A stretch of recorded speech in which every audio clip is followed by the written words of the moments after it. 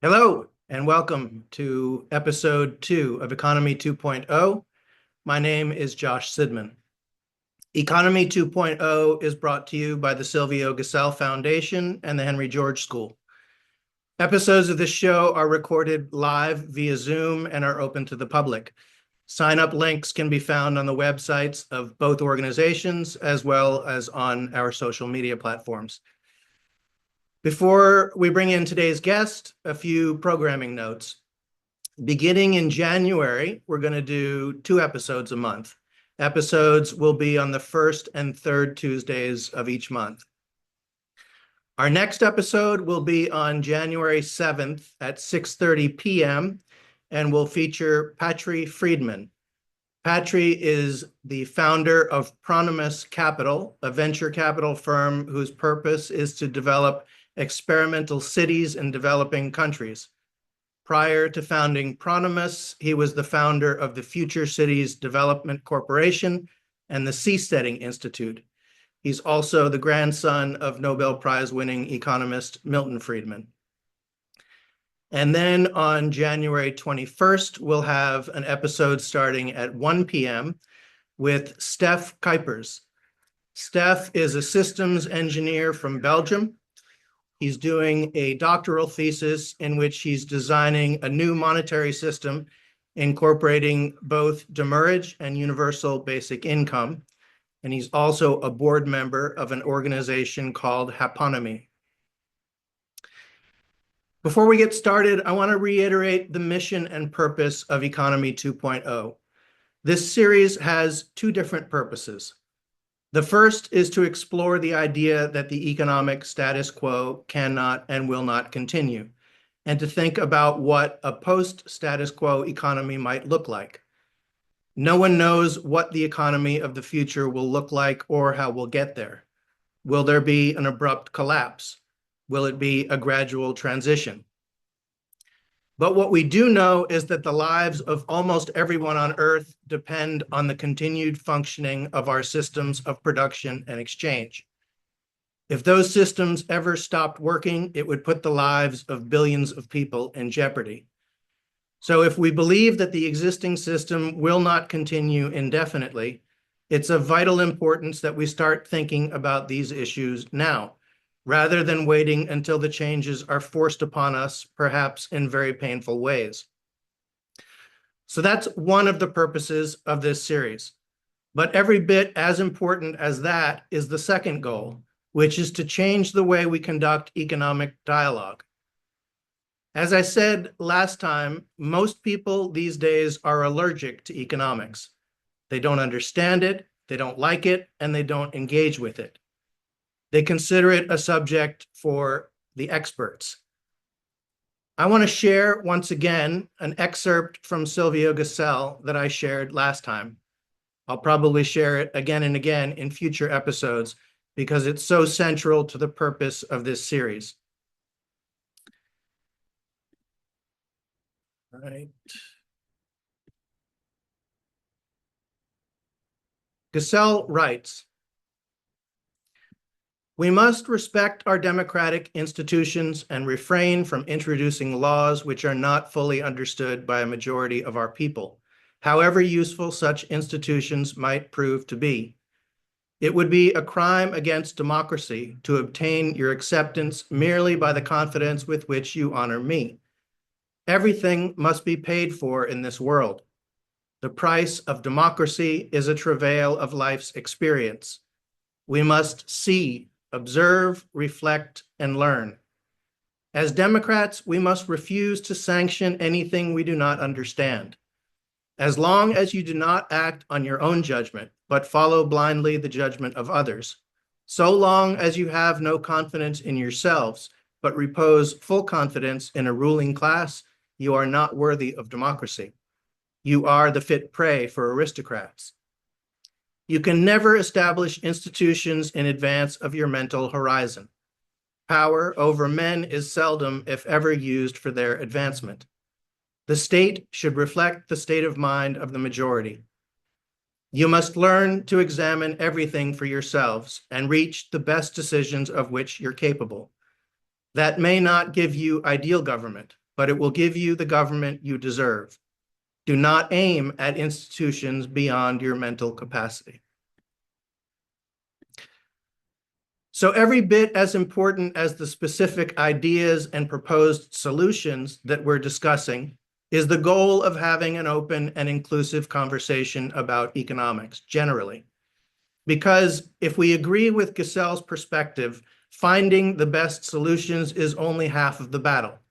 The other half is persuading ordinary people, not economists or policymakers, to engage with the subject of economics, to take ownership and responsibility for the decisions we make as a society.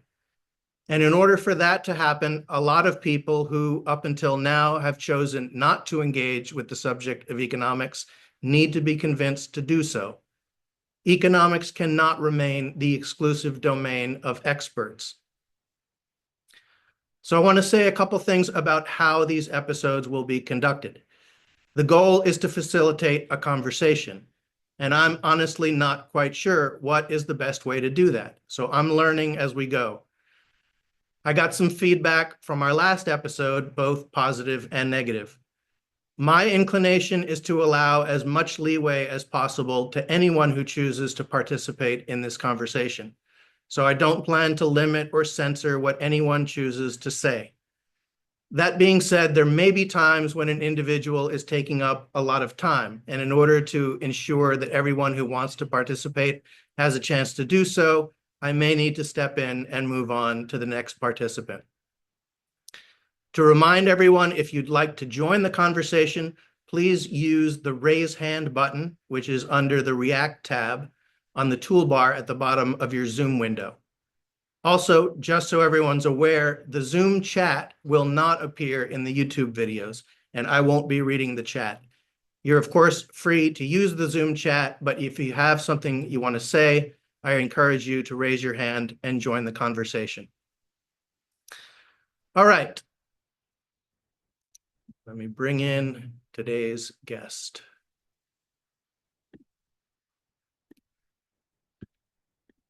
Today's guest is Tim Jenkin. Tim is originally from Cape Town, South Africa. His biography is extraordinary, to say the least. Tim grew up in the apartheid era. As a college student in the 1970s, Tim started reading banned literature and began to understand the reality of the system he had grown up under. Through this reading, he became aware of the African National Congress, which was an illegal organization at that time. He joined the ANC and was trained in various covert anti-government activities.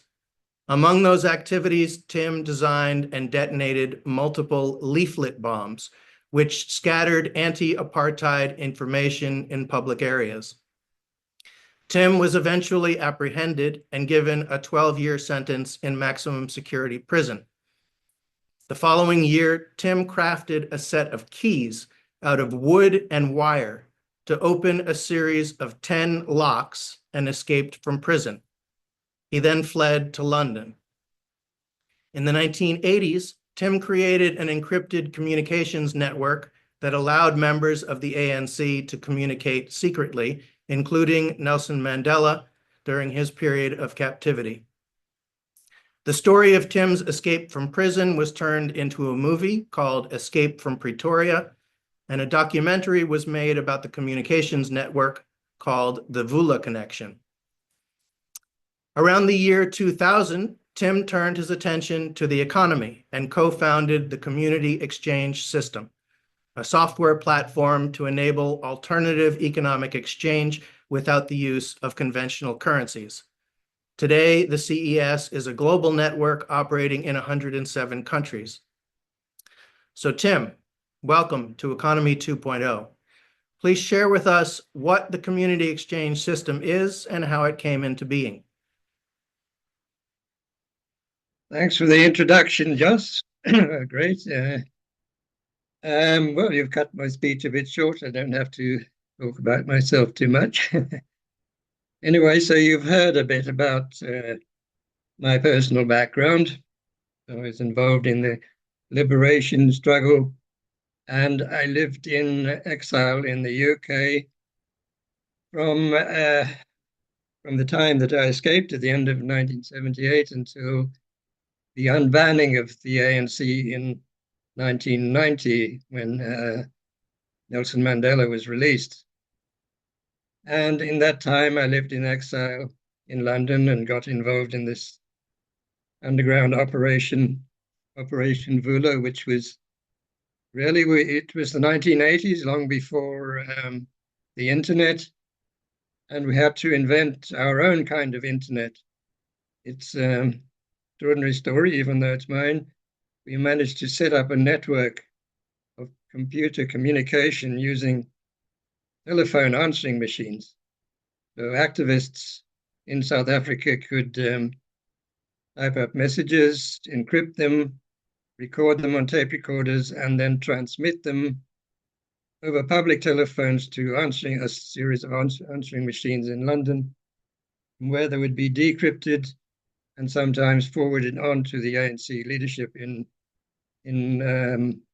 Lusaka, Zambia. Anyway, I'm not going to go into more detail about that. But when Nelson Mandela was released and the exiles were allowed to return to South Africa, of course, I couldn't get back. I was still a convicted, escaped terrorist prisoner. So I had to wait a year or two for the state president to pardon me. And then I eventually returned to South Africa and continued working for the ANC. So in about 1993, before the first democratic election, I came across this concept of LETs. Now I see we have Michael Linton in the audience there, and he's the guy who invented this system. But it came to South Africa in about 1993, and somehow the person who started it managed to get a double-page spread in the Sunday Times, the main Sunday newspaper in South Africa, and it attracted hundreds of people to the first meeting. And I listened to this guy speaking, and I was absolutely stunned that there was such a thing. I couldn't believe it, that people could buy and sell things without money. I'd never heard of this concept. You know, like everyone else, I just thought it was money and nothing else. And if you were going to not use money, well, then you were just bartering things or swapping or exchanging. And it immediately occurred to me that in a country like South Africa, there was still an enormous amount of poverty. We all know about the history of South Africa and apartheid and so on. I just thought this was the most amazing thing. So I joined up this Let's thing, and it was quite active. But this was pre-internet, so early 1990s. So it was all manual. We used paper checks to pay each other, as it were. And then those checks were deposited somewhere, and someone would type them up into a spreadsheet. And there was a monthly statement that was sent to you showing your balance of account. And there was a kind of directory of goods and services that people offered. It wasn't terribly successful because it was mainly middle-class white people offering things that I didn't want, like conflict resolution and so on. I just wanted someone to come and paint my walls and put up shelves for me and fix my car and so on. Anyway, it instilled in me the idea that there's another way of transacting and exchanging things. And I let it go for a while because then was the first election. I was involved in that. And immediately after that, the ANC sent me down to Cape Town to open up their sub-headquarters office, which I ran there. And that in 1995, the internet came alive. And the ANC was one of the very first organizations in South Africa to have a website. I remember on this website, we had a page called websites in South Africa. In one page, we had all the websites. Most of them were universities and so on. Anyway, so I learned about computer programming right from the start. I had a programming background already because I had developed this encryption system and communication system. And I began to learn how to create databases and how to link them to the internet.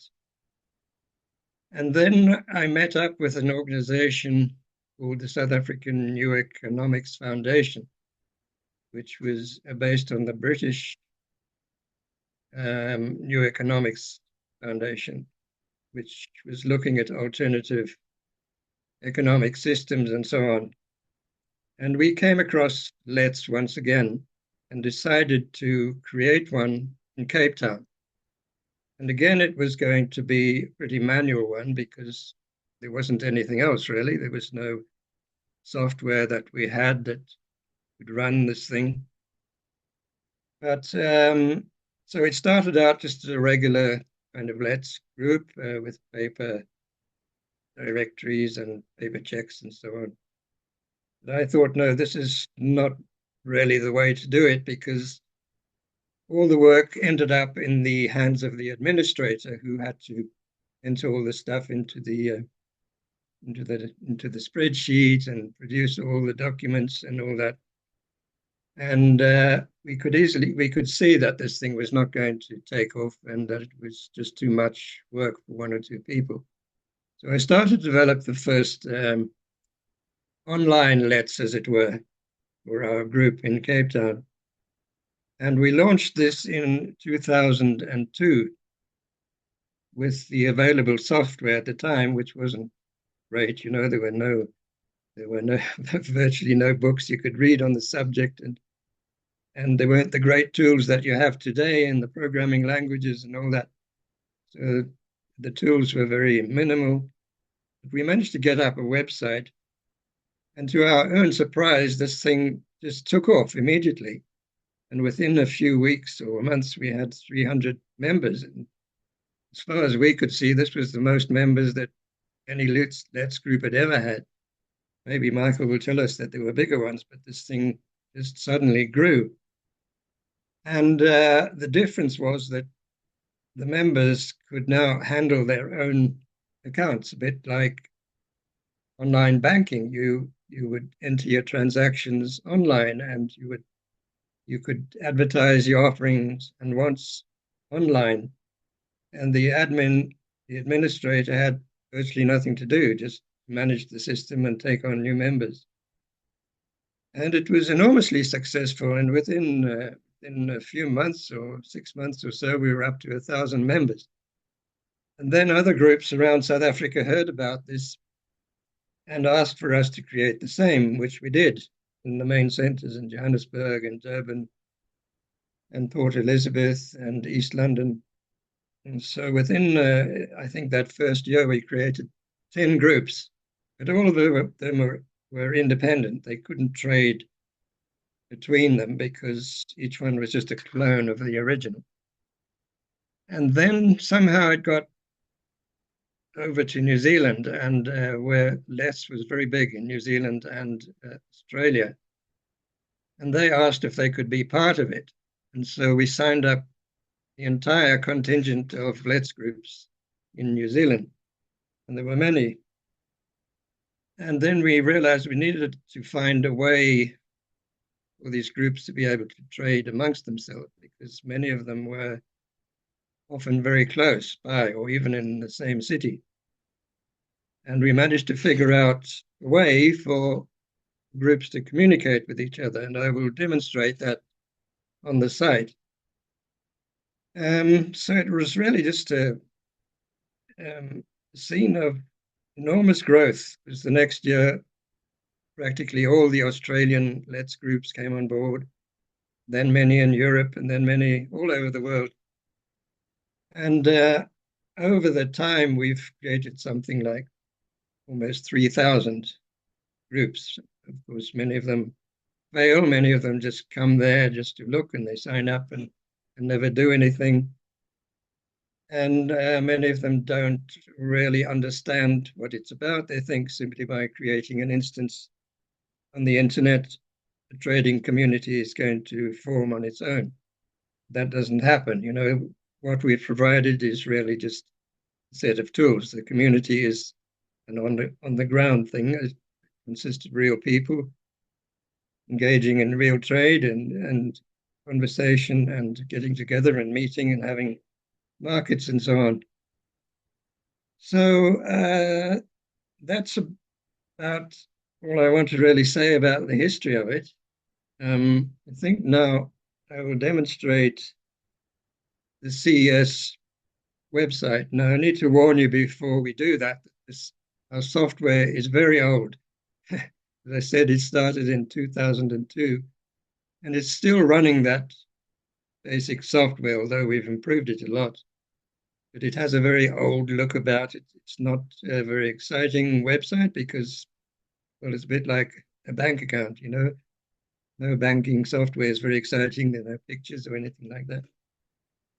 And it's fairly complex. But recently, we put together an international team who are now planning to develop CES to another level. And we're in the process of designing and creating proper downloadable and installable apps for mobile devices.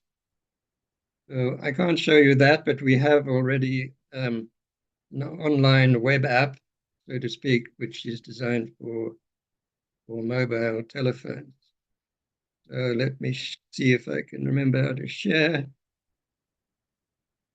Okay, here we go. Why is it not coming up?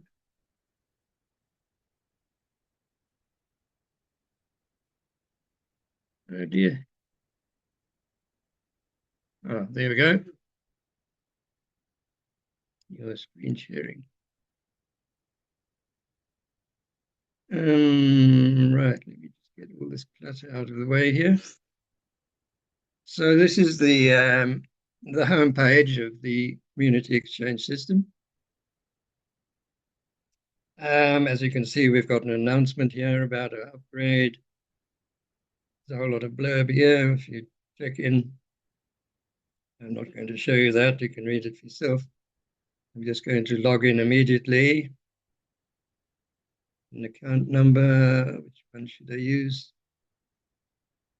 This one, my personal one.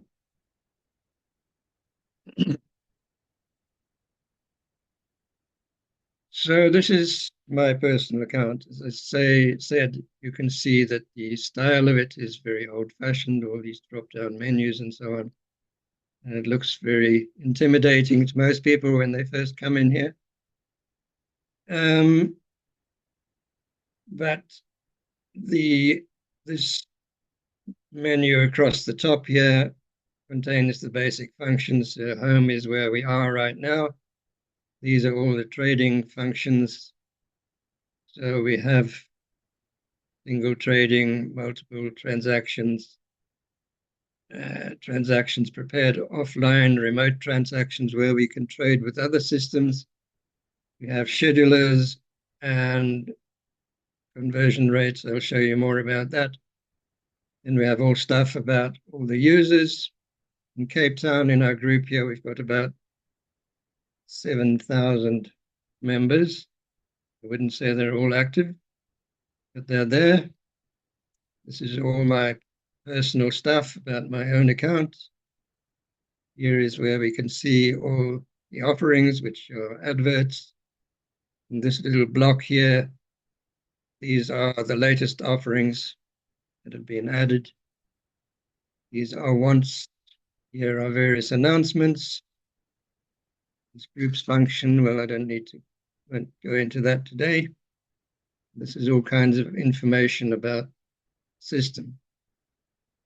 So I'm not sure where to start, and maybe just show you some latest offerings. Cape Town, South Africa, all. This is just a list of the very latest things that people added the last day or so. And you can click on any one of these to see more about it. Just more about the offering.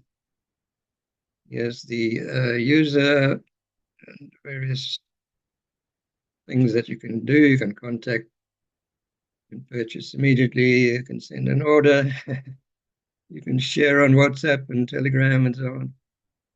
So it's got all the stuff. You can see more about the user, all kinds of things about the user. You can view their trading record. It shows that she's actually in debit. Has done so many sales and purchases. Got a bit lost. Let's go back to the offerings again. Very latest offerings. Let's have a look at the world.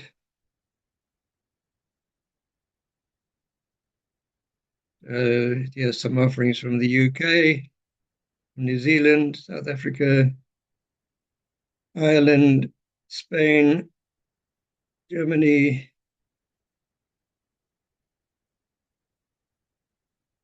lots from Ecuador,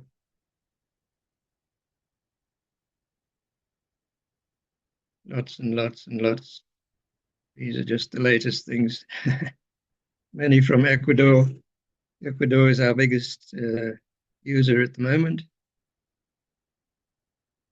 So, yeah, there's all kinds of things here. You can search for offerings, do all kinds of searches in this exchange, in South Africa, all around the world. There's all kinds of information here. I'll just list all the exchange groups in the world. You can see which countries they're from here. Hundreds and hundreds of groups. If you can even scroll to the bottom, there should be several thousand. Maybe it's easier. I go back to the top and sort by country.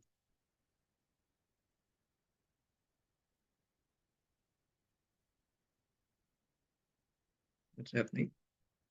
I think it hasn't even listed. Okay, there it is.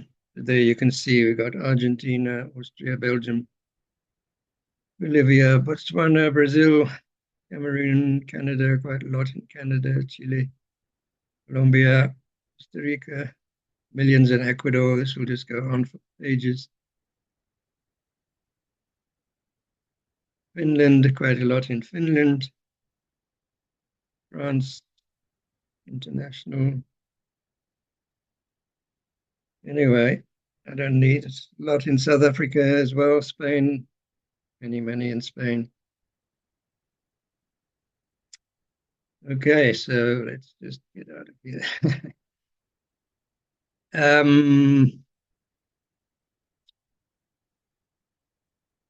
Haven't really explained how the international trading works, but Tim, every yes. Before you get into the international trading part, could you perhaps describe how the Let's architecture works? I think probably many of the people who are in this meeting today are familiar with it, but this, of course, will go on YouTube, and we can't get that everyone watching knows what a Let's system is. Okay, great. So we've got offerings. So say you see something you want, then you will contact the provider, just as you would on any trading platform. You either place an order with them, or you say, I'd like to come and see you for some service, or I'd like to receive whatever goods you're offering. And then the exchange takes place. But of course, there's no money. So say you've seen a bicycle advertised and you want that bicycle, you simply jump on it and ride off. And then the seller, well, let's say I'm the seller, I've just sold a bicycle to someone, and they've received the bicycle, and I would then enter a single transaction. I would enter their account number here. I'm just using this one because it's an account that I know. And I would say bicycle, and let's say it's 500 units, whatever that is, and then confirm. This is just a confirmation page, just as you would have on your internet banking account. But remember, I am the seller who's entering the transaction here. So this, for most people, this is counterintuitive because in the regular economy, it's normally the buyer who pays the seller. But remember, we're not paying anyone. There's no currency. All we're doing is creating a record. So either side could create the record, but since I'm the seller and the buyer is probably going to forget anyway, why not me as the seller enter it? So I enter it, and that's it, done. And it was very quick there, but there's a lot of programming behind that because it records the credit for me and the debit for the other side, and we have a levy system which is currently set to 0 in Cape Town because we actually raise too much. So that levy rate can go up and down. So the levy is really just a transaction fee, which then goes to the administration to manage the system. So it's a bit like, VAT or transaction tax on money. Any transaction that you make, small proportion would go to the government. And that would be their revenue. So you could say this is the way that the exchange raises its revenue through the transaction levy. So that's the record. And now I could look at my statement, and there we see the bicycle listed. And I am plus 500 credit there. The other side would look in their account and they would be here, they would see a red 500 minus here. And this is my recent trading. I bought some shoes and a knife and a Mexican bowl and a big cap in coffee. It's a recent market. And I can show you all my transactions since the beginning. Since 2003.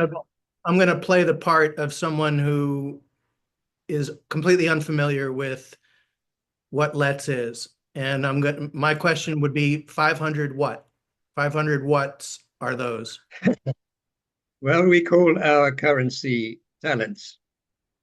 And what is the value for talent? Well, we base it on the national currencies, but there's no exchange rate. It's not transferable into South African rands, not exchangeable for rands. We just use the rand as a reference, simply because people understand it.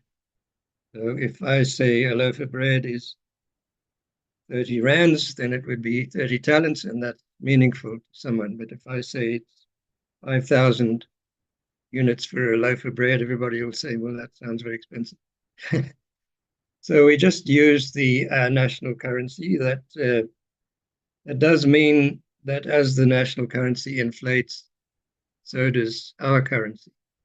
As I said, we're not linked to it. So if tomorrow there was hyperinflation in South Africa, we could just delink and say, okay, we'll just use the 2024 understanding of the rand, and that will be our usage.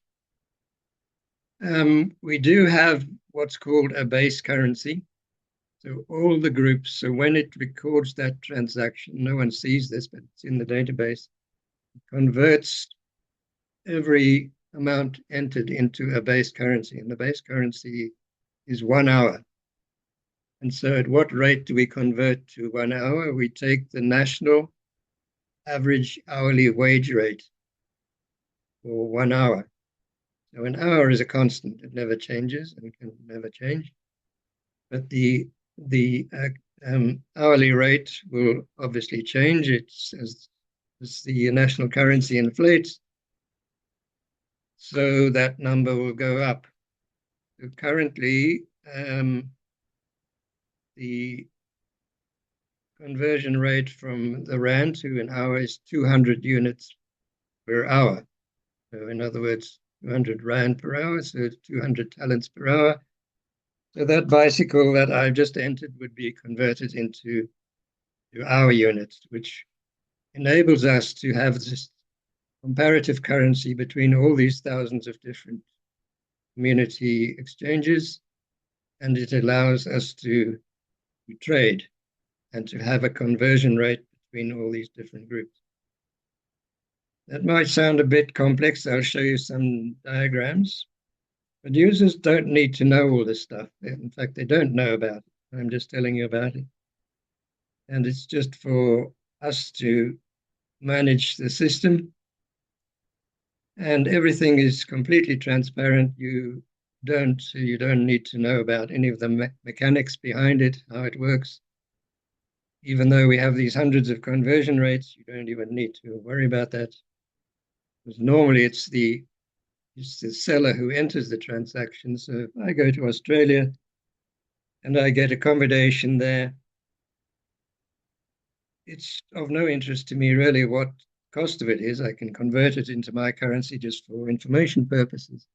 But as the seller will be entering it into their transaction form, the system converts it into my currency. And when I look in my statement of account, it's already converted into my currency. So I don't have to worry about exchange rates. I don't have to carry traveler's checks. I don't have to worry about interest and payments and all sorts of nonsense that involved in normal, conventional international trade. It's absolutely instantaneous and completely transparent and instant. So you don't really want to see my statement of account, but we're still in 2004. So you can see I've done a lot of trading over the time, and the black items are things that I've sold. The red one are things that I've received, like here I got my laundry done, bought some quiche and had some soup and bread and all kinds of things. It goes on and on and on. So that's just of interest for itself. So this is my latest transaction. I don't know if I should go any further. Maybe if I quickly show you the mobile site. How could I get these boxes out the way so I can minimize this? So this is an emulation. This is just an emulation of the mobile site. I obviously can't show you the mobile site on my computer, but this just emulates it, and it's much simpler. So I would sign in, and there we can see those same set of offerings. And again, we can click on each one. It's exactly what you saw on the other side, but it's all much more compact and simpler. And if I wanted to do a transaction, I'd simply go here. I can enter the transaction. I'm not seeing anything happening on your screen at the moment. Is anyone else? You're not seeing anything happening? No, it's just still on your account statement. Oh, okay. Oh, I thought I was sharing it. Maybe I have to go to something else to share. Do you see it now? Yes. Yeah. Okay. Let me go back out again. All right. Let me log in again. So this is the mobile site. That's what I was saying. Sorry, I didn't realize you couldn't see it. So there's just showing the latest 20 offerings. I can increase this number to 909 offerings.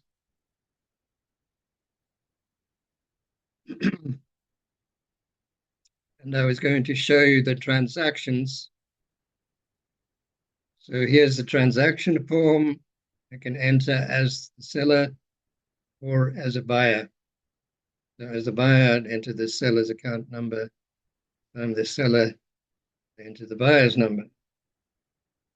And we also have, this whole thing is automated. So we can do it by QR code. Oh dear, it's not showing. I can't show you for some reason. It's not showing the QR code reader. There should be a camera thing here, but I guess while I'm sharing, it's not showing. So how that would work is the other person would simply hold up their QR code like that to this form.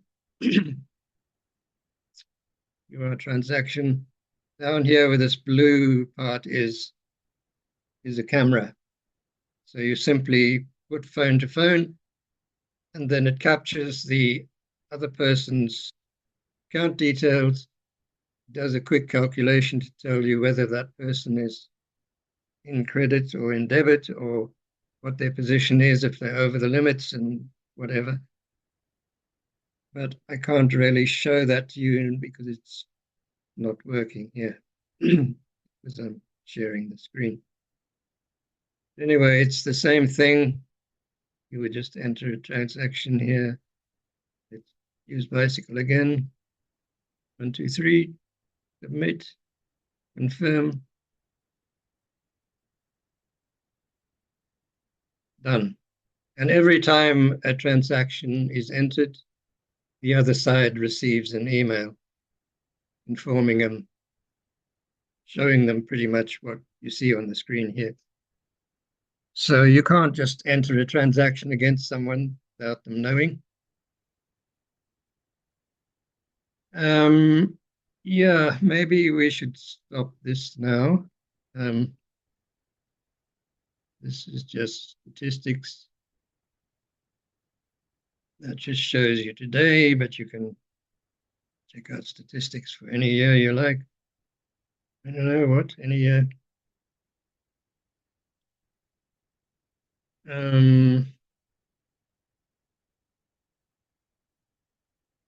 Yeah,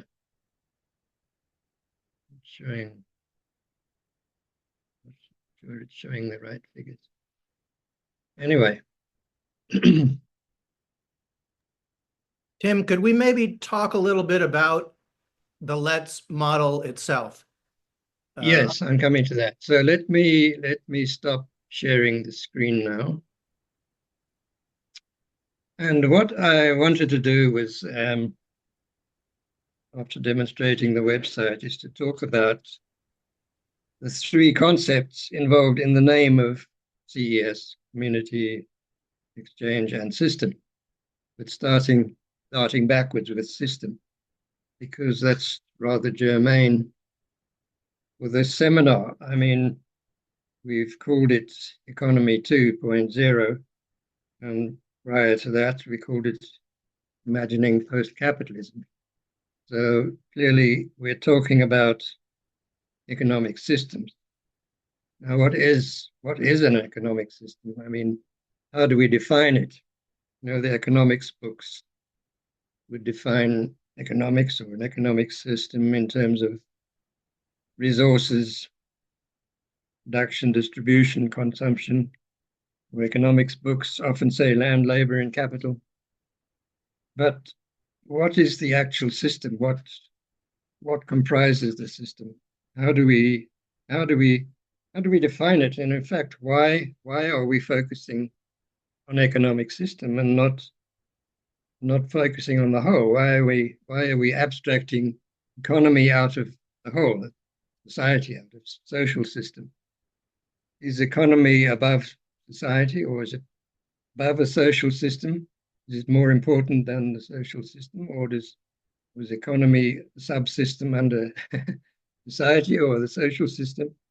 Where does it fit in? Why do we select economy two instead of society two or social system two? So why is it that we actually focusing on it, and what is wrong with economy one, and what's wrong with capitalism, and what do we imagine the next one is going to be?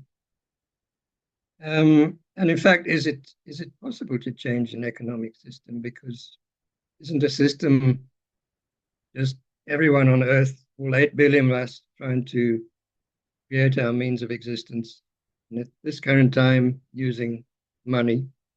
So it's what people do, trying to make an existence using money.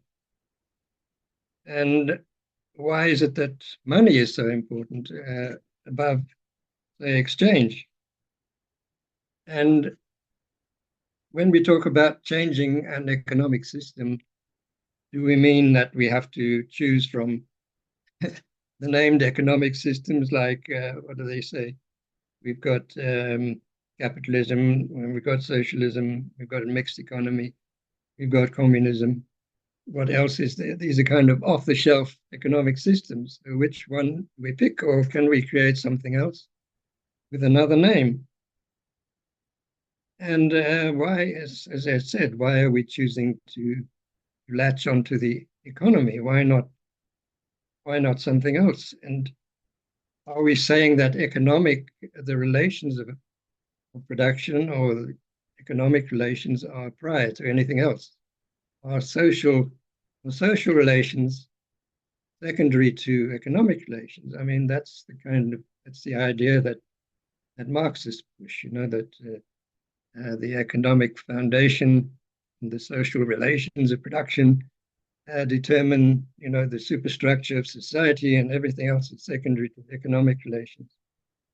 I would, in fact, argue that the mode of production, which is what we're talking about, different economic systems about different modes of production, is secondary to modes of exchange. I would say that exchange, you might think it's crazy because you can only have exchange after you produce them. But you produce something because you can exchange it, or the mode of exchange determines what you produce. So let's go right back to the beginning of history. I mean, you've got societies, hunter-gatherers and nomads, people who are basically not much different from wild animals, just plucking their existence from nature. They're not producing anything. They're just chasing after animals, shooting them, picking berries from trees and fetching roots from the ground and eating them. It's not, you can't really call that production. That's just receiving what there is with bounty of nature. So surely the relations of exchange is far more important than the relations with production in that kind of setting, because how you share the catch, how you share what's being gathered, is how the society is formed, which determines the nature of the society. You might go to the next stage where excuse me, I'm just getting a bit choked up, really. Where humans started to settle, and they became herders and farmers. And again, would you say they were producing anything? Because production usually implies production for something. So either for money or for someone who's demanding something of you. But if you're just producing your own food, is that really production, or are you just providing your means of existence? So early farmers, again, perhaps their relations of exchange are far more important than the relations of production, because they probably didn't really engage in collective production. They were just exchanging surplus with each other. And so we can go on to the next stages. I don't want to run through the entirety of history. There's been many stages. But obviously, at later stages, you've got sort of strong men and chiefs and so on, and then society started to be divided into classes or groups, and then the leaders started demanding that the peasants produce stuff for them, and then they would store it in warehouses, and you got sort of palace economies growing up in Mesopotamia and so on, and they kept records of production. People were required to deliver so many bushels of barley or so many liters of milk or whatever. And these were all recorded. And this was, say, the beginnings of exchange systems where you record things. And we know this because, the archaeologists have found thousands of clay tablets where all these things are recorded. And so they had quite an evolved community, exchange system. But there's no money there as we understand it. There's no object. There's no means of exchange. There's no representation of value, which money is supposed to do. It's a token of value, a representation of value. So there's none of that. But you could say that there is production, but still, the mode of exchange again is far more important than mode of production, because production was carried out by the peasants, and there was no sort of capitalist classes. So we can go on and on and on, but I'm not saying that mode of production is unimportant. I'm just saying that mode of exchange as well as mode of production need to be taken into account. We don't do that because we assume money is just one of the constants of the universe. And it's a constant, so you don't fiddle around with constants, just there. So that's why we don't really ask about exchange. Tim, Um, can I yeah. interrupt briefly? I completely agree that Mm. exchange is fundamental. And I think that's something that you and I have in common in terms of our critique of the mainstream economic system, is that we see the Mm. problem as being in the domain of exchange, as opposed to, for example, Marx. And from the Marxist perspective, the problem is, as I understand it, is in the realm of production. We are fortunate enough to have, as you said, the inventor of the LETS system with us today, and he has raised his hand, and I was wondering if we might bring him in and see what he has to say. So if I could Absolutely. add Michael Linton to the screen here. Michael, welcome. You're muted. Your microphone is muted. Hello? Thank you. And thank you very much. This is a tremendous production here, Tim. I got to congratulate you on several excessive competencies. This is lovely work, and it's impressive what it's achieved. Although I wondered if I could ask, what proportion of the transaction volume in your most mature systems is commercial, like retailers, restaurants, and what proportion in relation to the whole would that be, roughly speaking?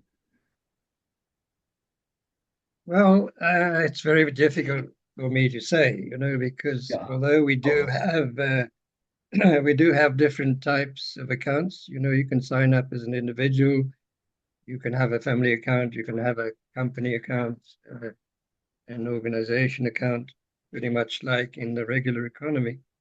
Yeah. But it's very difficult to monitor this.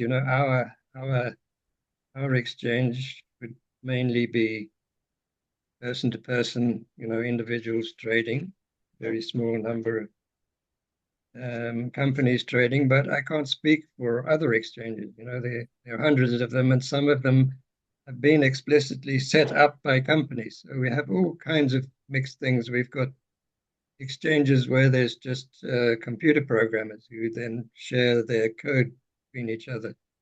Mhm. And we have some of the New Zealand groups are rural. So they're, mainly farmers and small producers exchanging stuff. Strangely, in big cities, you don't really have much food on the system because people are not farmers living in cities. You might have a few extra lemons or a bit of extra spinach from your back garden, but no one is producing those quantities of wheat or has cows in their backyard and stuff. Thank you. That sort of hit the question very clearly, because it seems you've not emphasized commercial participation. Like No, you're we haven't at all. bringing No. retailers and okay.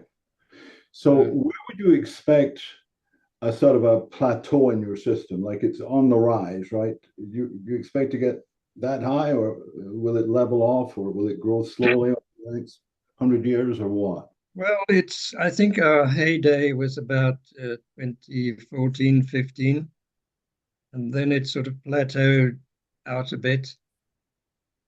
And then, of course, we took a big hit over the COVID period. I think everything, even the regular economies did, everything went downhill.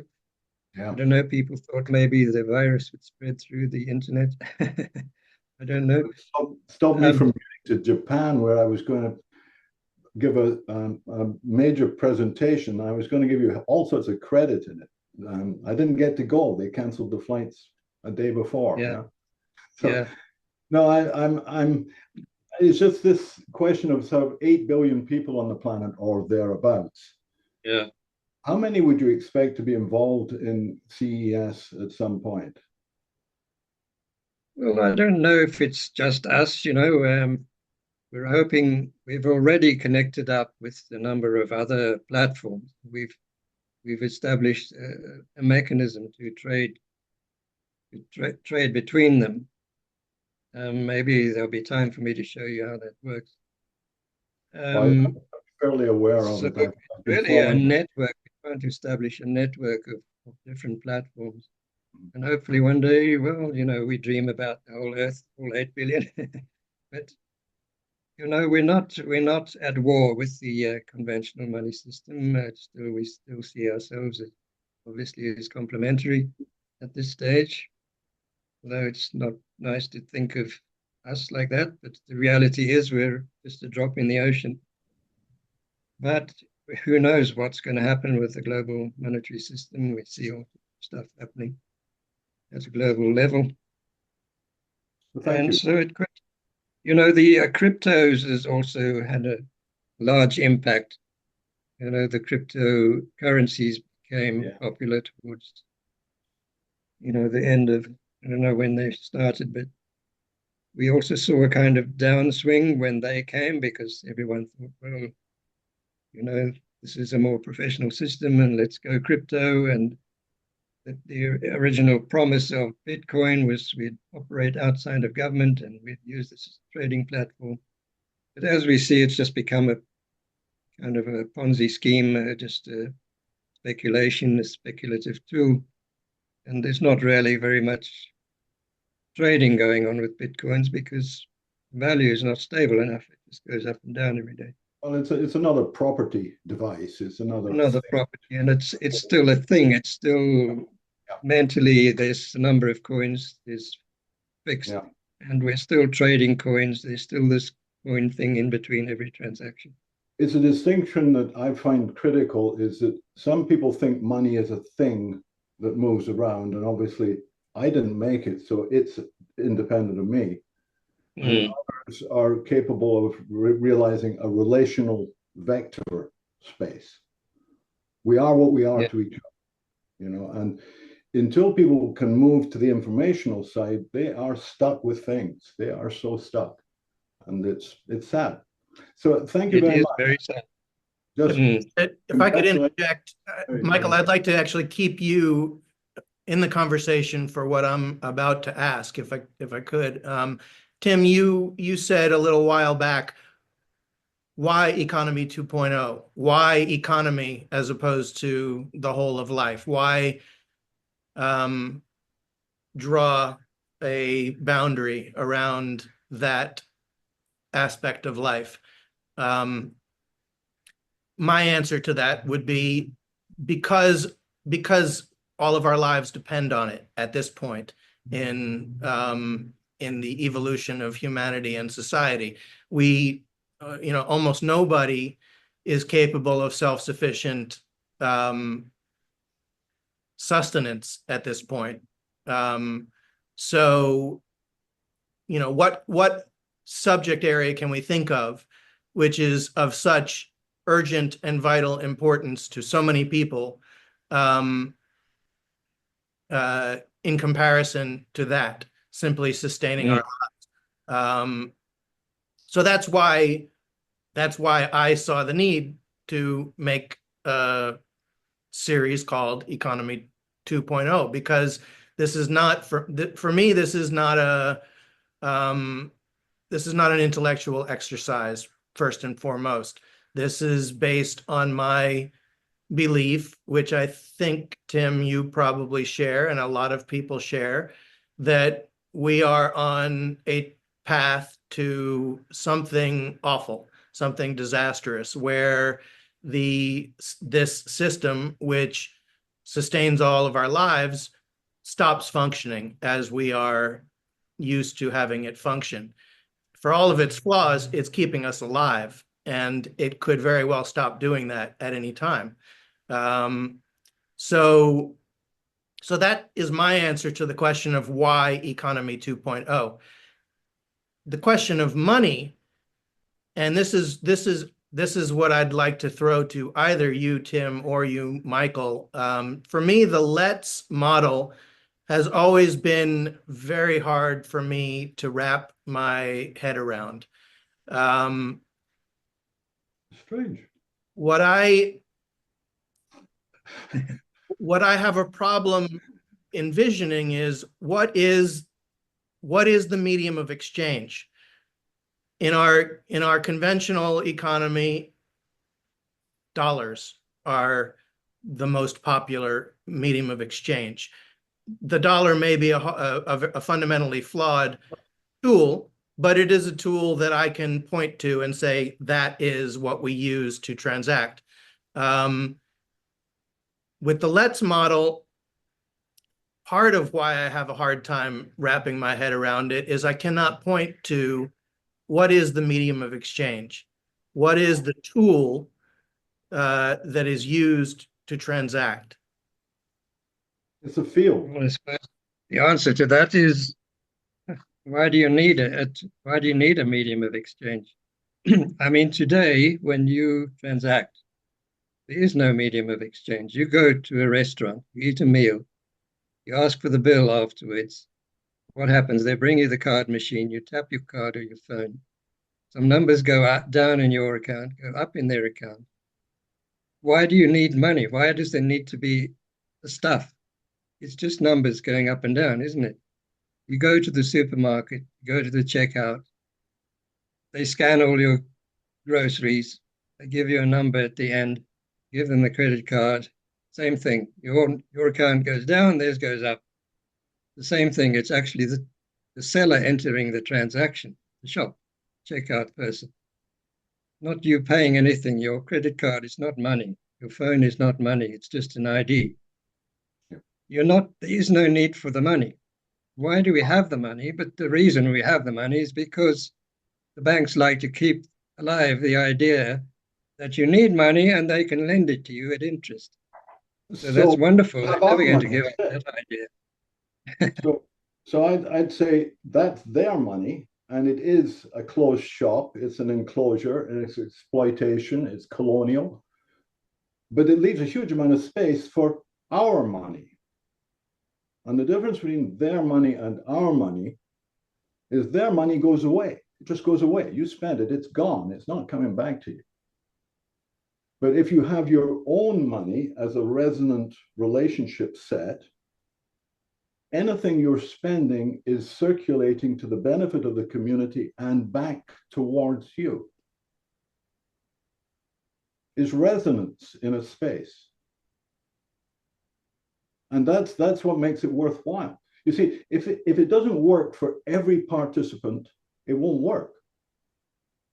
It won't become another way of doing things. But if it's something that it works for the business, it works for the individual, it works for the children, it works for the school, it works for the municipal government, if it works for everybody, that's good. And that's the thing about a recirculating monetary model, is it resonates inside a space. It's just a bunch of bouncing things. And in a huge number of bouncers, it's very uncertain, it's very vague. But in a smaller group, you get a higher resonance and coherence. And this is what we're looking for in our slides, is differentiation into cellular networking, nested networking, high variety. I want to push back against the notion that the question, why do we need money? What is money? You're right, Tim, for sure that our current form of money, most of it, has no physical existence.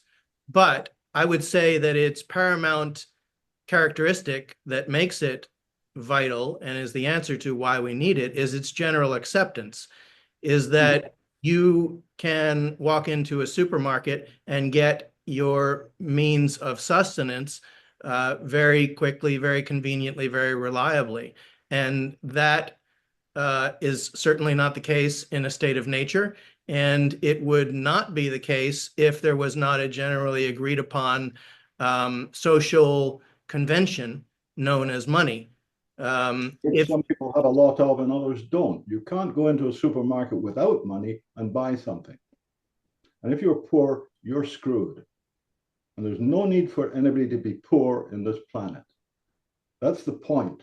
If we can create our own money in cellular entities which are mutually beneficial, why the hell not? I mean, I don't understand the resistance to having this, Josh. What is your problem with having something that's better than what you've got, which is currently screwing you anyway? I am here as a representative of Silvio Gesell.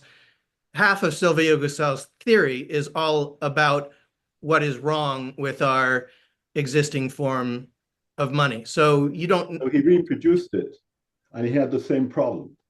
Circulation, therefore demurrage. You know, like it's chasing yourself around the same loop. I mean, I greatly respect Silvio Gesell's work, but I also put it in its context. And it was a very early experiment in a very immature idea. Okay. Yeah, I could say that we have demurrage on our system as well. I tend to discourage the use of it, but some of the administrators wanted it. Yep. And the way it works is that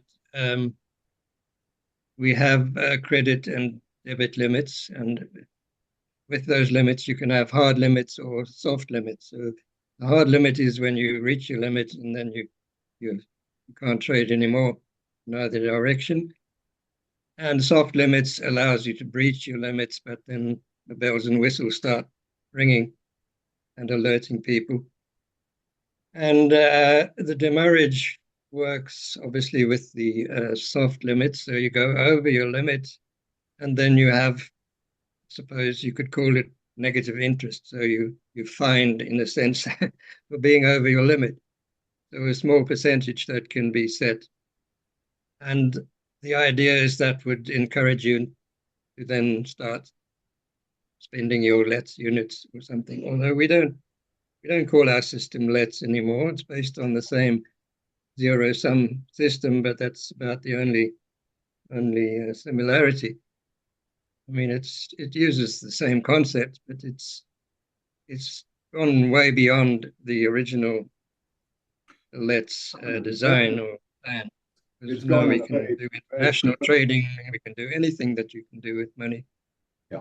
I mean, it's small, it's Mickey Mouse. So We you have a can't number of compare it. hands raised, and I would like to get to them, but I first want to answer, Michael, your question. Why do I have a hard time wrapping my head around the Let's model, and why do I support the Gasell's proposals? To me, the answer to both of those questions is price stability.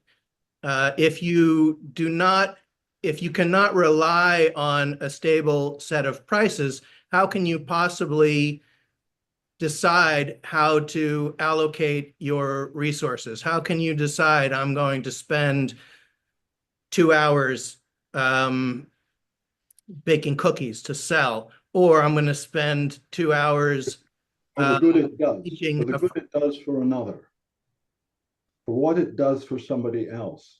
Okay, but how does price, what is the process by which price is determined, and how does the medium of exchange impact that process? And that is why Gasell's proposal appeals to me, because I think that he has described the most logical and rigorous methodology for achieving price stability. And that is also the reason why I cannot completely embrace the Let's model, is because there's the quantity theory of money, which essentially says that the price level is a function of the amount of money that exists and the speed of circulation of that money. So that's to say that if we have a fixed amount of money, and that money starts circulating faster, then the price level will rise. If it starts circulating slower, then the price level will fall. And vice versa, if the velocity of money remains the same, then changes in the quantity of money will cause prices to rise or fall. And the thing about the Let's paradigm that I cannot wrap my head around is how you would look at that equation in a Let's system. Play. I don't think those equations apply. You're trying to say Let's is like money. It's not. There is no money. There's zero money. There cannot be monetary inflation, because how can something that doesn't exist inflate? Sure, you can have inflation, like if there's a shortage of something, if there's a drought and there's only a certain amount, or only half the amount of food is produced, then the prices go up. But to even use words like price and all these kind of terms, they're just monetary terms. They only apply to money. There is no money here. Prices are determined by people, what they value things at. And as I said, we do use the national currency as a reference. That is inflating, but we don't need to. Just do it out of convenience. If this was the mainstream model, there would be no monetary inflation, because there can't be, because there's no money. It's just numbers. It's records. It's records. It's records. That's all it is. Records of activity. That's all we're keeping. There is no circulation. There's no money created. There's no amount. It's a unit of measure, like a liter or a kilogram. You can't say how many kilograms are there in the world. We've got too many kilograms, and then kilogram is now less than what it used to be. Tim, I think you're discounting what I referred to before, which is the phenomenon of general acceptance. In my view, that's what defines money, is the fact that you can go, yeah, and that makes it something real. Whether it has physical substance, of course, it doesn't need to have physical substance. But if it has general acceptance, then it is not just a real phenomenon, but a vital, life-sustaining phenomenon, without which all of us would be dead in a week. Well, it's information. Acceptance is a different question altogether. That's a social question of why is the mainstream the accepted system and something else is not. And it's obvious because that's the historical system. It's always been there. It's the one that's been pushed down our throats. It's the one we learned from when we 2 years old. You can buy sweets with it, and it's all we know. No one's ever introduced us to anything else. But, this thing could collapse, and all we're doing is trying to create some kind of a lifeboat. And maybe we can reach a stage where it has greater acceptance, then those numbers will mean a lot more. But you can't compare this system with something that's new and experimental. It's an experiment, we're trying to create something, trying to create this economy too. And I think if we're just going to take money and continue, it's not going to be much different. There might be some light changes here and there, or more government or less government. But what difference can there be if you're still running the system on money? There won't be any change at all. You can say communism was very different to capitalism. It was it. They all produced, pursuing the same goals, increasing production. GNP is the only thing that counts. More money, more money, more money. But who controlled the money? Well, the central bank. And now it's corporations and financial industry. All right, So I want to get to the raised hands. I just want to make one last comment before I do that. You said you can't compare a system like Let's to the existing system. Hopefully, it can serve as a lifeboat. I would say we have to compare Let's to the current system because we have to know if the lifeboat is seaworthy before the ship goes down, or else we might all drown. So to me, and that is the reason anyway, why we're having this conversation. Yeah. This is the reason why this series exists. So, I mean, this is exactly the kind of conversation that I hoped would be taking place. It's not an easy conversation. It is mind-bending for me, probably for you guys as well. But that's why we're here. So having said that, I want to bring in Marty Rowland. Let me add you to the screen. Marty, welcome. Yeah, I appreciate the opportunity to give a few words. I guess I'm really impressed with Tim's credentials. One of the things I'd point out is that as crazy as South Africa was, the powers that be are a lot more sophisticated than out and out racists. For example, billionaires that buy apartments in Manhattan, don't live in them, but just use it as an investment, driving up prices and making things unaffordable. A different type of technique. I don't know if it's an information bomb or not, but something new needs to be explored to get rid of that kind of crazy economic process. But the questions I had was, it sounds as though what I'm hearing is that it's a very useful exchange system, and I'm all in favor of a system that people are using and benefiting from. But I guess I don't understand how it's different than in the US. There's this Craigslist that's been around for decades.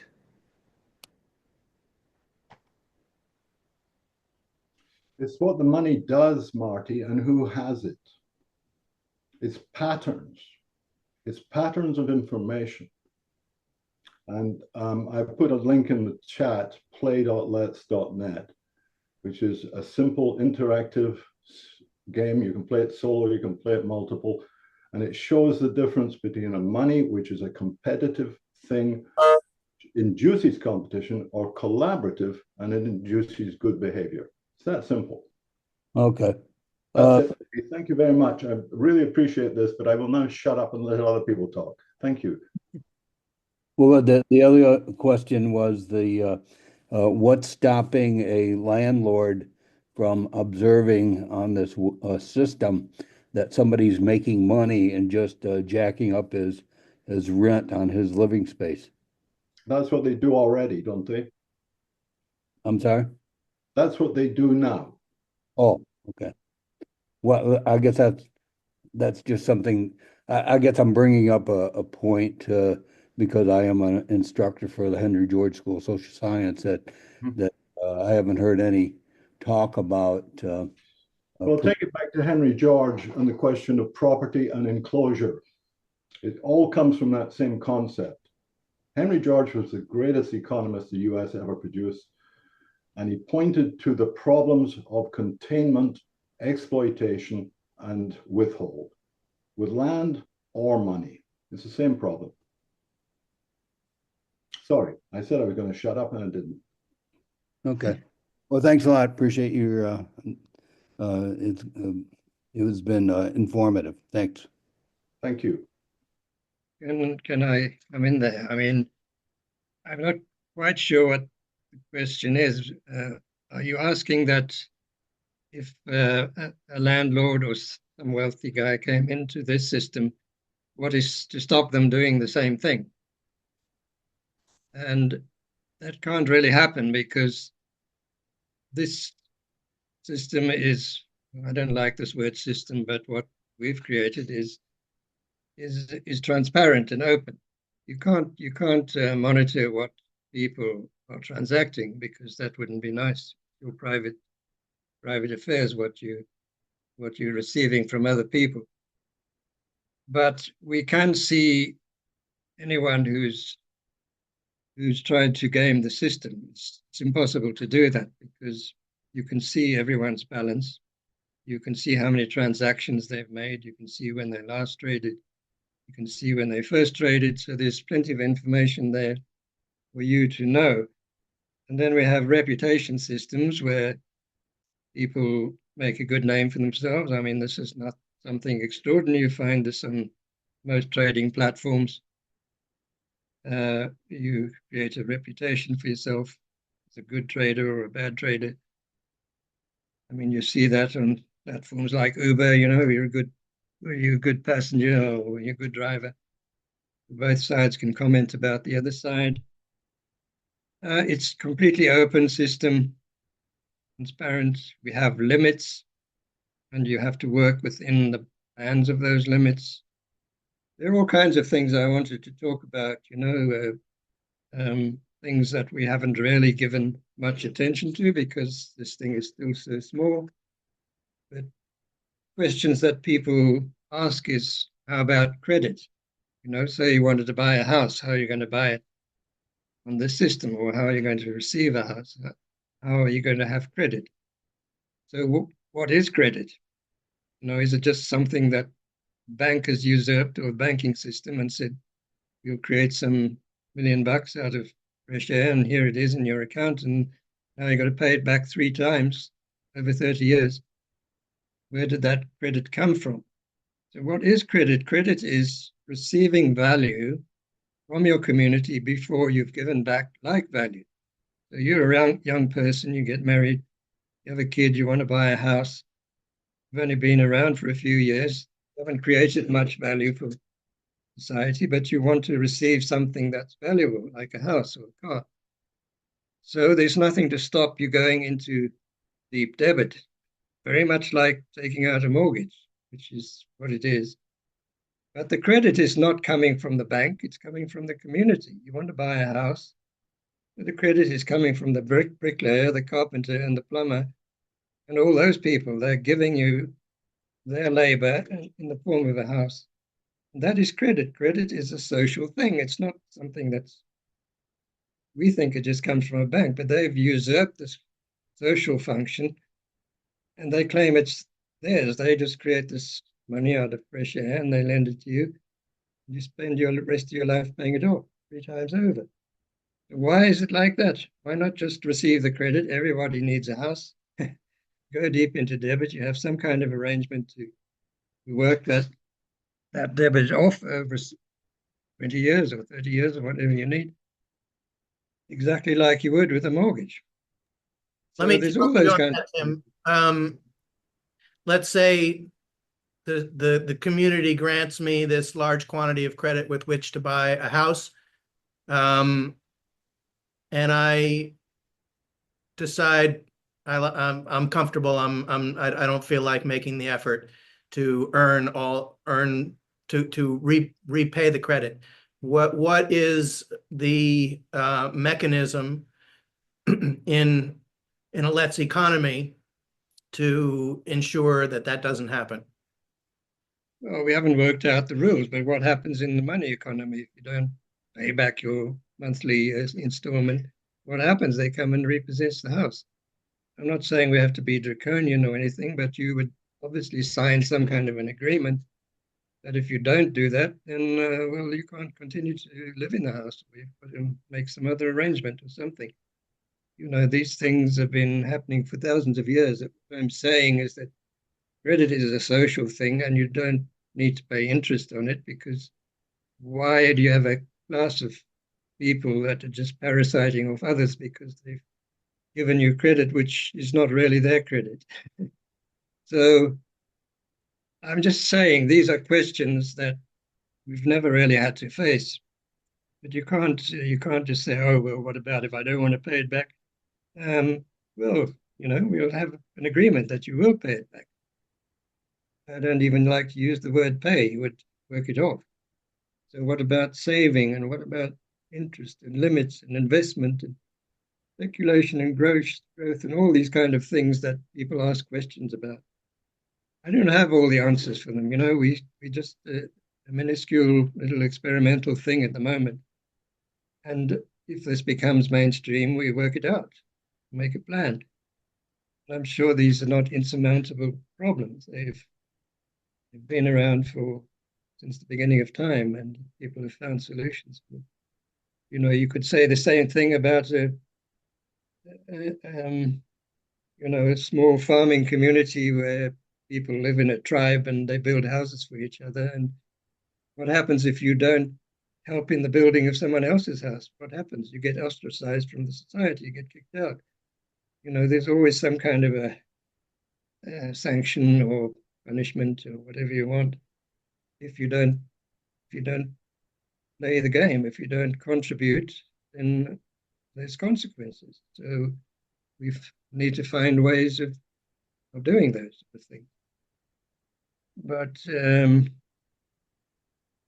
yeah, I mean, we can talk about these things for hours. You know, they're endless. That's what we're here. That's what we're here to do. Subject. We can spend a whole session on one of these topics. Yeah, well, my expectation has never been that we're going to arrive at any clear, demonstrably true conclusions in any one of these episodes, but rather that we're going to open many different cans of worms, that many of those different cans are going to be related to each other, and that we're going to squirm around in them until maybe we start sorting some of this stuff out. And it's, you know, like I said, it's not an intellectual exercise from my point of view. It's a matter of life and death, which is, I think, I personally feel that a lot of critics of the conventional economy underrate the beneficial aspects of money. You know, there's the saying, money is the root of all evil. There are a lot of people who subscribe to that point of view. And as a representative of Silvio Gesell, I have enormous criticisms of our existing form of money.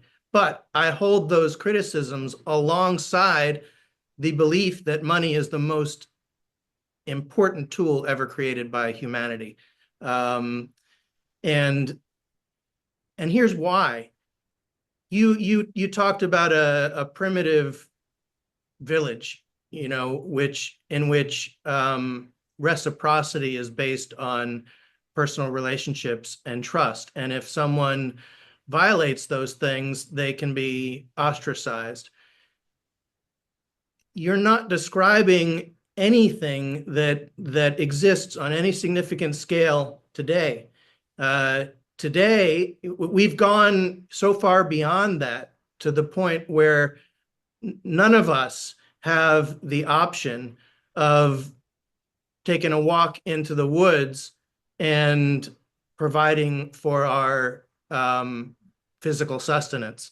You can't do that anymore. So the fact that we're no longer in those circumstances means that answers which come from that level of analysis simply don't apply to the challenges that we face in today's world.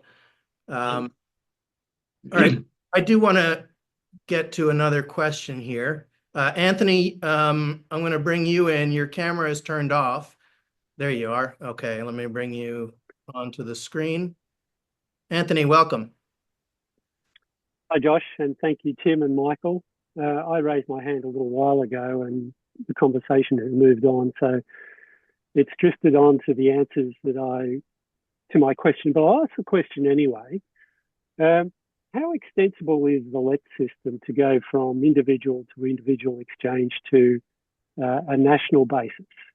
Some of the issues that I jotted down while you were talking were the issues of privacy, demurrage to encourage circulation, the money supply, that be a thing, the public-private spheres, and we talked about credit and saving. Have you given any thought to that, or are they a national currency with all the complications that goes with that? It's just too far for a LET system to be extended? What's your ideas on that? Too far for a LET system. If you have multiple LET systems, you look at the granularity of the space behind your head there, Anthony, your backdrop. It shows multicellularity. Now, national and international can be developed from LET systems, CES and others, at that granularity, not at an accumulation into a singularity. The singularity is the biggest suck. The variety makes everything possible. So yes, national and beyond.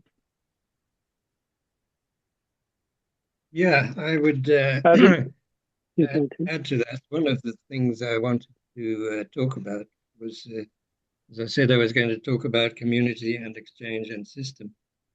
So on the question of community, what size is the ideal community? You know, there's certain forces that's saying that the economy should be globalized, you know, the globalists, and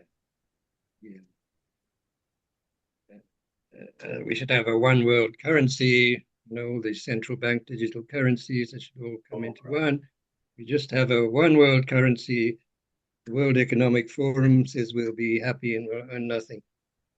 Is that where we want to go? Because such a system can only be an authoritarian one, because people will never agree to what the dictates of what these globalists are telling us. And then should it be at a national level? And why should it be at a national level? Because nations themselves are defined almost by currencies. You know, what is South Africa? It's where the rand circulates. What is the UK? It's where the pound circulates. What is the European Union? It's where the euro circulates. So you could almost say currencies define countries.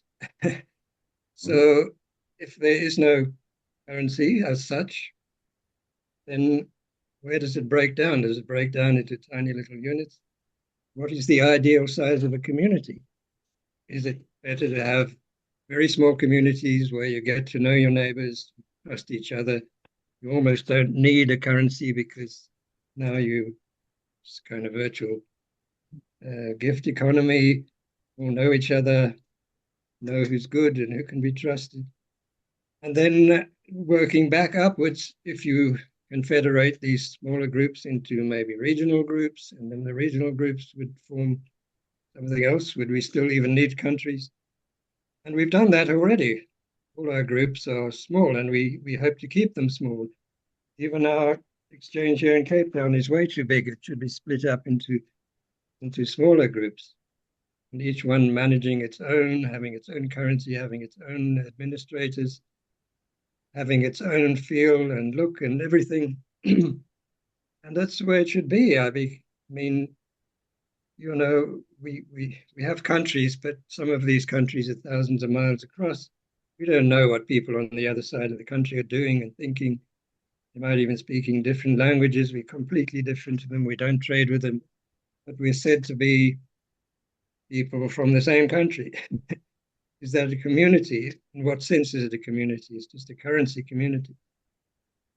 So what is a community? I don't have answers to these things. CES is not an ideology, not trying to promote any particular ideas. We're just saying that you can have what money does. I'm not saying that money has never been useful. It's a wonderful thing. It probably is the best invention. But I'm just saying money can be different from what it is. We can see all the downside of money, that the world is ruled by those who've accumulated a lot of money. And how do you spread that? People can make their own money, as it were, control their own communities. You don't have great concentrations of money.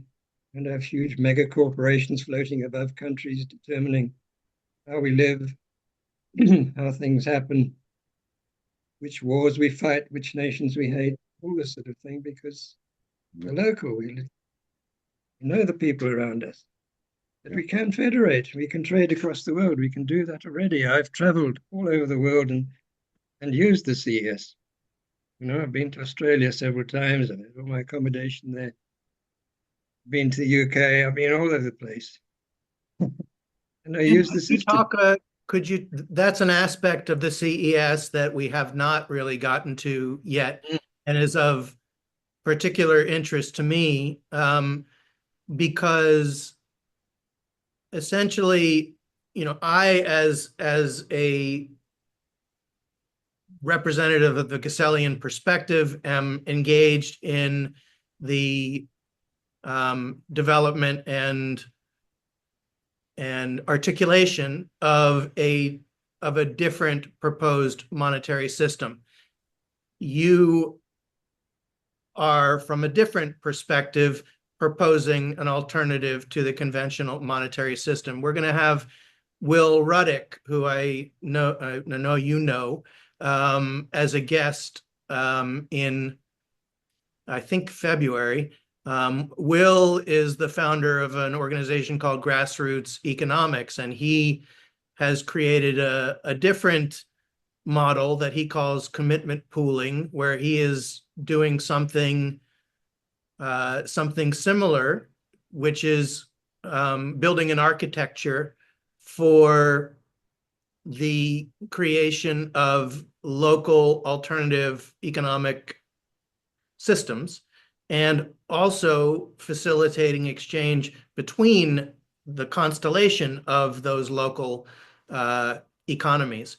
And that is one of the aspects of the CES that I find fascinating and potentially promising, because a local currency, while it's cool to if I can trade my bicycle for some French lessons with someone who lives down the street, that's useful to both of us, does not answer how are we going to survive as a species if the dominant exchange systems break down. And so I'm, more than anything else, I'm on the lookout for what could take the place of that dominant system in the event that it breaks down, catastrophically. So could you talk about how the CES system facilitates exchange between these thousands of different local groups? Yeah, I could do that. I'd probably need to share my screen again. But before doing that, I want to say that CS is not just kind of a Let's ledger, a sort of online ledger that we use. We try to promote a whole range of exchange options. So there's not just monetary exchange. There's not just what we've described as, keeping records, a record-keeping system without money. There are things like barter and exchange and swapping and time trading and time banking and all kinds of things which we're trying to promote. We have this thing called a private ledger where you set up with another person sort of hour exchange. So you could be doing anything in that hour. So someone comes to you and paints your house for you, and they tot up 20 hours, and that becomes a debit for you. Now you've got to over a certain period of time. There's no fixed time period, but you just agree with that person within a year. I will provide you with services or whatever goods, and diminish that 20 hours back to zero.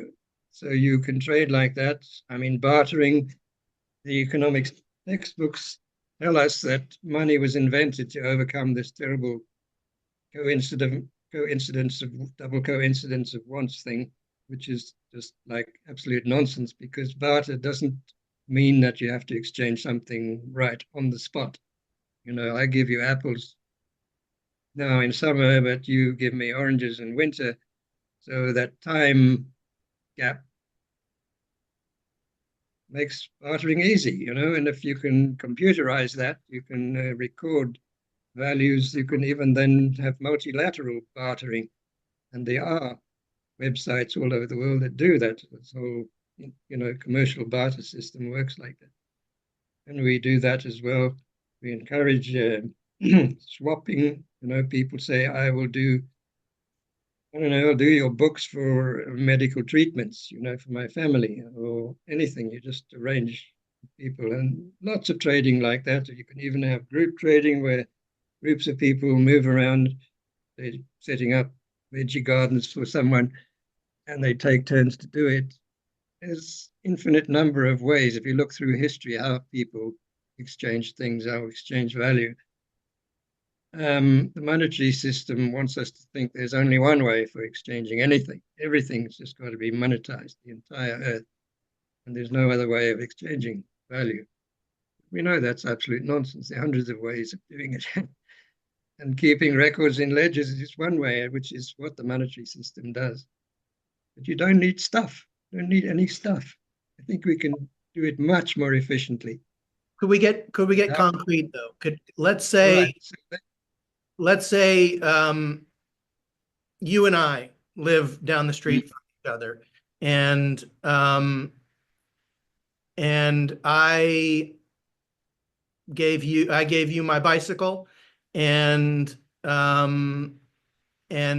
you incurred a negative balance to reflect the price that you and I agreed to that bicycle is worth, and I have a positive balance. I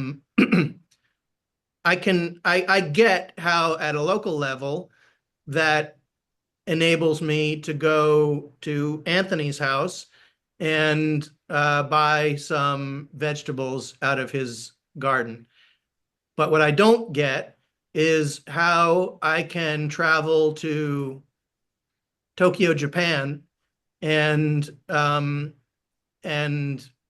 interact with a separate group that exists there, and somehow accomplish economic exchange based on the value that I have accrued in our local economy.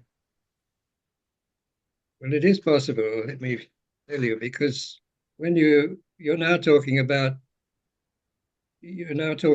exchange groups communicating, exchanging with each other. So I go to Japan, I get some accommodation there. I need to explain that there is no transfer of anything, because each community, or we call them exchanges, each exchange is a closed entity, and all the transactions add up to zero and always will and always have to. So even after 1,000 years of trading, everything must still add up to zero, because every credit has an equal and opposite debit. So plus 100 minus 100 is zero. And so if you add up all those, but then how do you question that has always flummoxed Let's proponents is, how do you trade from one group to another? Because There's no way that you can convey those lets to the other side. There's no unit of value. There's no token that you can carry across, like a traveler's check or a dollar bill or something. So how is that carried across? I don't know if I can share my screen again. I can actually show you how the mechanism works. Yeah, go ahead, do that. Can you see that? Yes. Okay, I need to log out of this one. I can. So many things cluttering up the window here. Could I just say that it's entailment and entitlement? You transfer the entitlement to somebody somewhere else, and you entail the responsibility of your community to fulfill that presumption of entitlement. Yeah. Which I think is regrettable, because it's sort of like taking the steam out of the kettle. Global trading, here we are. Okay, on this picture, let me see if I can make this bigger. Okay, so what we have here are two exchanges. Let's say the blue one is my one, and the other one is in Japan or Australia or somewhere. So buyer in exchange B wants something from seller in exchange A. Whatever that is, maybe he's doing some graphic artwork or designing a website. And they communicate with each other and the goods are delivered. So how does buyer buyer B pay seller A, as it were, if that's a closed loop and it always has to add up to zero? So what happens is that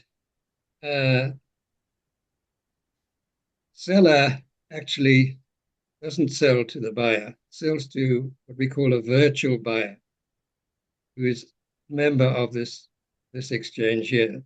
So it's a virtual buyer. It's just a figment. It's like a real human being, but it's just an account on the system.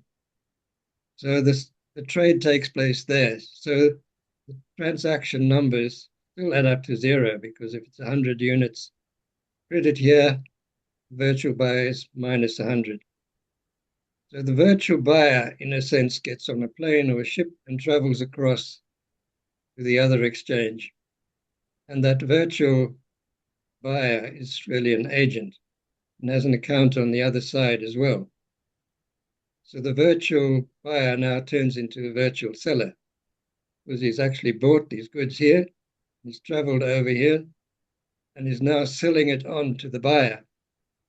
And because this virtual seller is a member of this light green group, that was minus there, and now it becomes positive here because he's selling it on to the buyer. The buyer goes down and this virtual seller goes up. So the numbers remain correct, and you can see here's the table. The real seller is credited 100 units. Virtual buyer is debited minus 100. That adds up to zero. And the opposite on this side, the virtual seller is credited 200. Real buyer is debited minus 200, because their exchange rates or the conversion rates are different, but it doesn't really matter. And you end up with zero. So that's sort of how it works.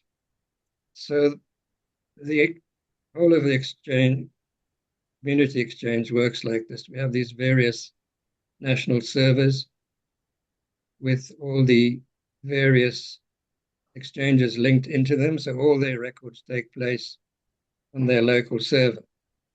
Then we have this thing called clearing central in the middle. It's like a hub. And these are spokes going out to the various servers. So if there's someone in this exchange who wants to sell to someone in that exchange, this server doesn't need to keep any information about all these other ones. It all happens through this clearing central. So the trading takes place through here, but the transaction is recorded there. Record is recorded on the ledger there. And then the info is sent off to Clearing Central, which then works out which way to route this transaction. So the transaction is routed through to here, and then it goes on and debits this account here. And everything is reversible. So if you get there and the person is not happy with what's been received and they say, give me my money back, you can just reverse that transaction. That's the physical way it works. I mean, this is all very schematic, but essentially that's how it works. We have this thing called Clearing Central that manages all the global trades. This is possibly how the global monetary system works as well. I mean, you've got SWIFT connecting all the banks around the world. So you could say this is our local SWIFT system. And that's sort of schematically how it happens. Okay, I'm going to stop sharing. So that's just the mechanics of it. Tim, Show you that it can happen and it does happen. what I don't see in that scheme that you just showed us is a mechanism for ensuring balance between the different economies in the conventional scheme of national economies and national currencies and international trade. Changes in exchange rates serve that purpose. If there's more goods and services flowing from country A to country B than are flowing from country B to country A, then there will be a change in the rate of exchange, which will eventually mitigate and reverse that imbalance. So can you? We do have that. It's already there. The virtual trader sort of keeps a record of the remote trade. So it's very difficult to explain it, but when the virtual traders trade with each other, a record is kept of where it is. So we have this mechanism, and I can show it to you. I'd have to go back to the website. It might get a bit tedious, where we can show you the trading that's taken place between the various exchanges, and you can see the balance of trade between those exchanges. So it simply operates like individuals, but at an international level. Well, not international, even a national level. Because most trade is obviously through the exchanges that are fairly close to you. So there's not at this stage, there's not an awful lot of international trade. Most of it is just things like translation services, book editing, graphic design, website design, that can all be done electronically. But it does keep a balance. I can show you that if you want to see it. We might be running out of time. Where you can see every exchange and which exchanges it's traded with. You can see the balance of trade. It's all there in the same way that we have credit and debit limits between individuals. We got the same thing that operate between exchanges. So it operates in a different way. We don't just set limits because the numbers are different because of the conversion rates, but we simply have a percentage that you may not be out of balance. So, if you're 100% out of balance, that's not a good idea. If you're 5% out of balance, that's okay. And it could change in time because these things go up and down. And so we set the limits like that. And it seems to work, but obviously it can be perfected. We don't have a lot of international trade. We do have quite a lot of trade between various exchanges, and it has happened that a smaller exchange has been set up close to a bigger one. So obviously most of the trade is going in one direction from the big one to the small one. And then we've had to stop it because they've reached the limit, and then they can't trade anymore until they've done something about it. But these things are not perfected. we don't have the experience of the international monetary system. But the mechanisms are there. They've all been thought out. They're all in place. And there you go. I would disagree. In fact, I think that the method that you're using to cross-trade between your communities basically reduces you to the same model as conventional money. And that's just an opinion. It's not the way we've done. We've advocated for interaction across wider spaces. We say, have a system that's wider. Let it be run by the nodes, not by the federations of. And I applaud your competence, Tim. I'm really wildly impressed with what you've achieved. But I'm not saying ours is the best. well, I am saying that I think you've slightly missed the point. That's fine. And I've discuss failed it. to make my systems work anywhere near as competently as you have. I mean, danger with competence, you get somewhere. But the thing about being crazy and incompetent, which I am, is you see a lot further sometimes. Josh, you and I should have a conversation specifically about the question of creating collaboration fast throughout communities everywhere. Starting with corporations, which is really just a bunch of traveling gypsies, right? You remarked on the gypsies or the traveling communities that can have their own currencies. Well, we think every corporation should have its own currency system. Plural. High dimension. High variety. Michael, you and I certainly can have a conversation at another time and place. I've got to go, and I got to say thank you very much. It's been fascinating. I really appreciate it. And Tim, delight to finally meet you. It's a delight. All right, Michael, thanks for joining us. Thank you very much. Bye now. And Tim, we're just about at 2 hours, which is the target length for these meetings. So still a lot of questions in my mind. Perhaps we can do this again and pick up where we left off and revisit some of these questions. You know, I think something that is really important for anyone who is aspiring to use their brains to figure these questions out is that the systems that we have were not doped out in someone's brain. They were developed over years and decades and centuries and millennia through trial and error and a lot of error. And so I think it's absurd for us to imagine that we're even capable of coming up with comprehensive answers and solutions to such complicated questions and challenges. So like I said, there was no expectation that we were going to arrive at a finish line or that we ever will. But I appreciate your time and your perspective and all of the experience that you've had in this space. And I thank you for joining us, and maybe we'll do it again. We must. I've greatly enjoyed it, and I didn't even get halfway through things I wanted to discuss. I have a great time here of issues that I wanted to bring up, but there wasn't even half the time. But great, yes, I'm happy to do it again. And thanks for inviting me. Excellent. Thanks, Tim. All right, great. See all of you next time. Cheers. All right. Yes, bye.